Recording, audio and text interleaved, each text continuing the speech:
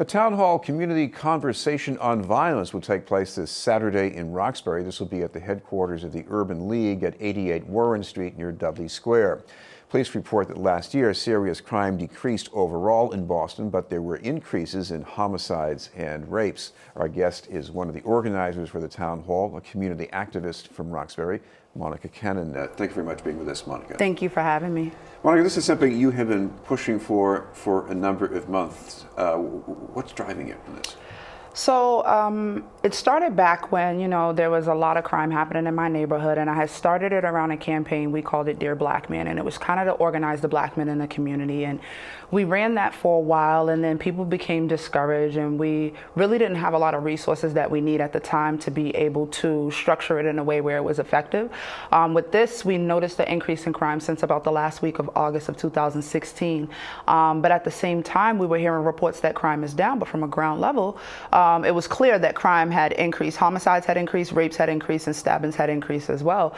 So, I met with the chair of public safety for the city of Boston and attempted to hold a hearing in regards to it. And after that being a process that was unsuccessful, decided that we were going to do community town halls. Of course, violence is not just homicides, it's about the attempts. Luckily, nobody was injured in the attempt just yesterday morning at the bowling building in Dudley Square. So it was two young people at the Bruce Bowling building, one being with his parent, and the other young man was in the building and had a firearm on him and his belongings, and decided that that was a good time to want to start a fight and try to take that other young man's life.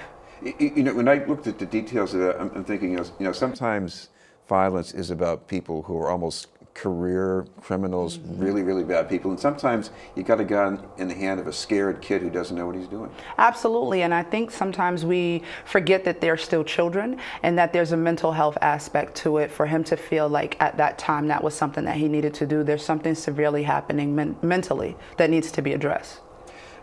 Talk about what you're going to be doing at this town hall meeting, because you've got some speakers to more or less steer things a little bit. So what's your gut plan? So I invited all the elected officials that represent Roxbury. This is going to be the first in a series of 6 across the city of Boston. So we're going to do Roxbury, Dorchester, Mattapan, Hyde Park, Jamaica Plain, and East Boston. So this will be the first in that series. And what we did is it's about information, accountability and transparency, and then real solutions. So oftentimes you spend a lot of time educating the community about what's actually happening because a lot of it doesn't make mainstream media. And then accountability, who do we hold responsible while simultaneously holding ourselves responsible? Once we have that information, what are we going to do with it? And then the solutions, there are a lot of, Massachusetts and Boston itself is resource rich, but it's about connecting people to those resources that actually work.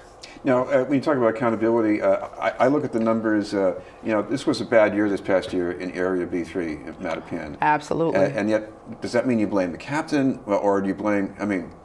I'm not really ready to go down that road. So I don't think you blame the captain. I think that you blame it on a number of things. I think you look at police community relations and how the police interact with the community, but not so much the captain, more higher up when it comes to our commissioner, because that's who they receive direction from.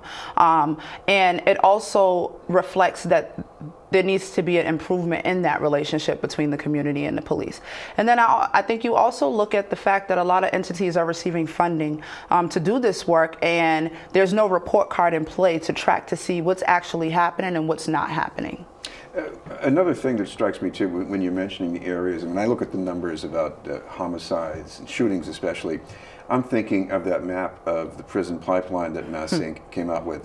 The neighborhoods where doing time is almost a norm. Yeah, when a shooting happens in Roxbury, it's almost like business as usual. But when it happens in a more affluent neighborhood, similar to Newton, it's like that doesn't happen here, not in our neighborhood. But that shouldn't be the norm for anyone. And the challenge that I always place on individuals is that if you claim that this violence is not happening and that our communities are the safest that they've ever been, drop your child off in those communities and tell me how comfortable you feel.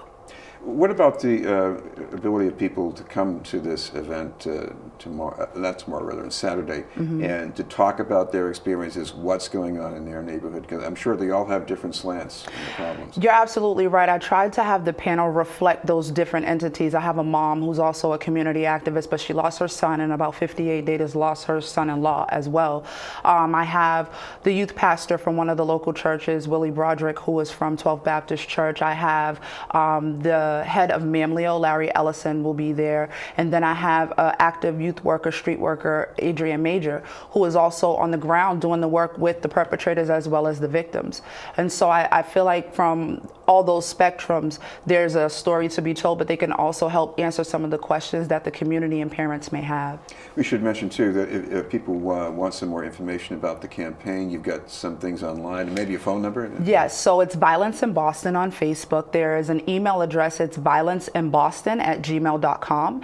And there's a phone number, 617-652-0151. And finally, I know the town hall is going to be at the Urban League headquarters, 88 Warren Street. And what time is this on Saturday? So it's 10 in the morning till 12. I tried to make it convenient for parents that work throughout the week and they're just unable to do a nightly meeting due to dinner and different things. So it's going to be Saturday morning, 10 to 12, and it'll be the first in a series of 6. Thank you very much for being with us. Thank you for having me. Monica Cannon.